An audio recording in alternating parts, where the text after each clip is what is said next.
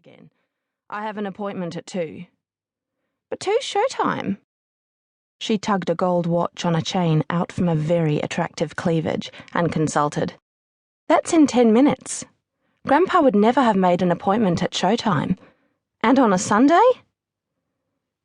No, Henry said it was the only time he was available. I told you, I'm from the bank. Sorry, so you did. Her cute penciled brows furrowed while she watched him.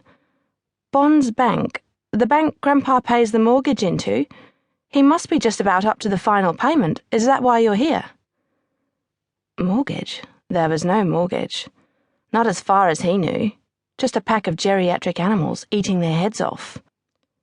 But he wasn't about to discuss a client's business with an outsider. This is between me and your grandfather, he told her. Yes, but he's not well, she said, as if she was explaining something he really should have got the first time round. He needs all his energy for the show. She glanced at her watch again, then wheeled towards a bunch of caravans and headed off with a speed he struggled to keep up with. He was avoiding puddles, and she wasn't. She was simply sloshing through, with her dogs prancing in front. Isn't this weather ghastly? She said over her shoulder. We had major problems trying to get the big top up last night. Luckily the forecast is great for the next 2 weeks, and we have most of the crowd in and seated now. Full house. Look, you can have a quick word, but if it's more than a word, it'll have to wait till later. Here's Grandpa's caravan. She raised her voice. Grandpa? She paused and thumped on the screen door of a large and battered van, emblazoned with the Sparkles Circus emblem on the side.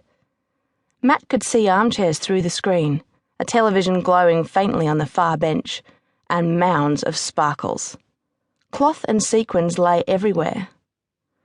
Gran's overhauling our look for next season, she told him, seeing where he was looking. She does colour themes. Next season it's purple. But pink this year. You guessed it, she said, and hauled her overcoat wide, exposing pink and silver in all its glory.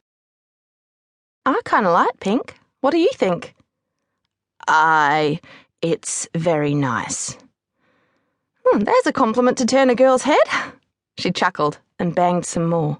Grandpa, come on out. It's almost showtime, and Mathew Bond is here from the bank. If you guys want to talk, you need to schedule another time. Silence.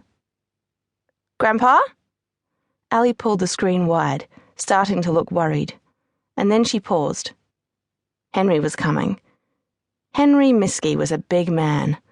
Looking closely, Matt could see the telltale signs of age, but they were cleverly disguised.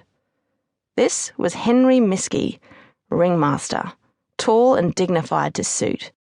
He was wearing jet-black trousers with a slash of gold down each side, and a suit coat, tails, in black and gold brocade, so richly embroidered that Mathew could only blink. His silver hair was so thick it seemed almost a mane.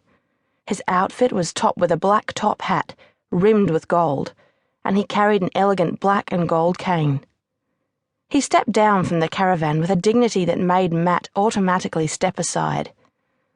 The old man was stiffly upright, a proud monarch of a man. All this Matt saw at first glance.